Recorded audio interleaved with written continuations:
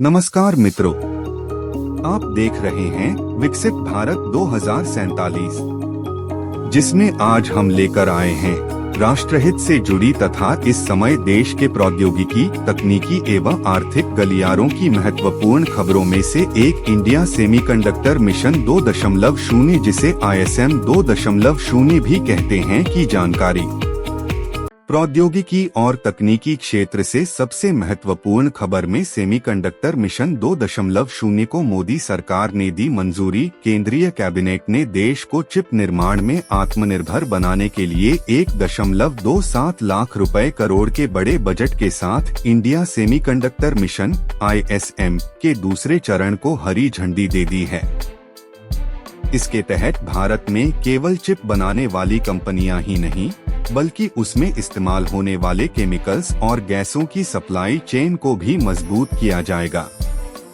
India semiconductor mission 2.0 ISM 2.0 इस समय देश के प्रौद्योगिकी, तकनीकी और आर्थिक गलियारों की सबसे बड़ी और रणनीतिक खबरों में से एक है। भारत को वैश्विक चिप मैन्युफैक्चरिंग का हब बनाने के लिए सरकार ने इस दूसरे चरण फेज 2 की शुरुआत की है। आइए जानते हैं इस महत्वाकांक्षी योजना का उद्देश्य और लक्ष्य। केंद्र सरकार ने सेमीकंडक्टर इकोसिस्टम को पूरी तरह से विकसित करने के लिए 1.27 लाख रुपए करोड़ $13.25 बिलियन का भारी भरकम बजट तय किया है। भारत का रणनीतिक लक्ष्य वर्ष 2029 तक अपनी घरेलू जरूरतों के 70 से 75% चिप्स का डिजाइन और निर्माण देश के भीतर ही करना है। साथ ही 2035 तक दुनिया के शीर्ष सेमीकंडक्टर उत्पादक देशों की लीग में शामिल होना है। ISM 2.0 क्यों है पहले चरण ISM 1.0 से अलग? पहले चरण 1.0 का ध्यान सिर्फ भारत में चिप बनाने वाली फैक्ट्रियां लगाने और विदेशी कंपनियों को आकर्षित करने पर था, लेकिन ISM 2.0 का दायरा कहीं ज्यादा बड़ा और फुल स्टैक है। कच्चे माल और उपकरणों का उत्पादन अब भारत में सिर्फ चिप नहीं बनेगी, बल्कि चिप बनाने में इस्तेमाल होने वाले विशेष केमिकल्स, गैसों और भारी उपकरणों सेमीकंडक्टर इक्विपमेंट मटेरियल्स का निर्माण भी भारत में ही होगा। भारत अपनी खुद की सेमीकंडक्टर बौद्धिक संपदा, इंटेलेक्चुअल प्रॉपर्टी और चिप डिजाइन तैयार करेगा, ताकि हमें तकनीक के लिए दूसरे देशों पर निर्भर न रहना पड़े। भारत अब केवल बेसिक चिप्स नहीं, बल्कि 3 नैनोमीटर 3 nm और 2 नैनोमीटर 2 nm जैसी अत्याधुनिक नोड्स वाली चिप्स बनाने के रोड मैप पर काम कर रहा है, जो सुपर कंप्यूटर और एडवांस्ड AI में काम आती हैं।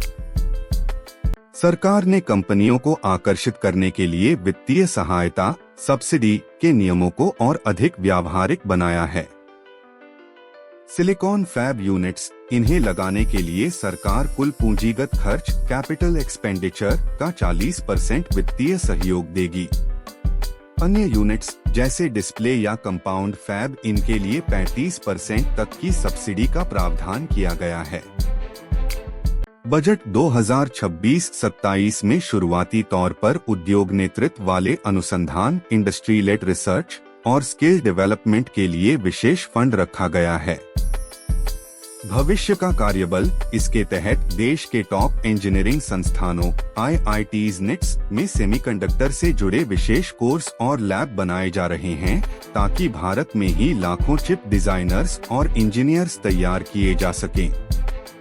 आज स्मार्टफोन से लेकर कार, मिसाइल, मेडिकल वेंटिलेटर और AI तक सब कुछ सिलिकॉन चिप पर चलता है। ताइवान और चीन पर दुनिया की निर्भरता को देखते हुए सेमीकंडक्टर मिशन 2.0 भारत की तकनीकी संप्रभुता, टेक्नोलॉजिकल सॉवरेंटी और राष्ट्रीय सुरक्षा के लिए एक गेम चेंजर कदम माना जा रहा है। इसी सकारात्मक सोच के साथ की हमारे द्वारा आज की यह प्रस्तुति आपको अच्छी एवं अर्थपूर्ण लगी होगी। यदि हाँ, तो हमारे इस प्रयास को लाइक, शेयर और चैनल को सब्सक्राइब अवश्य करें। नमस्कार, जय हिंद, वंदे मातरम।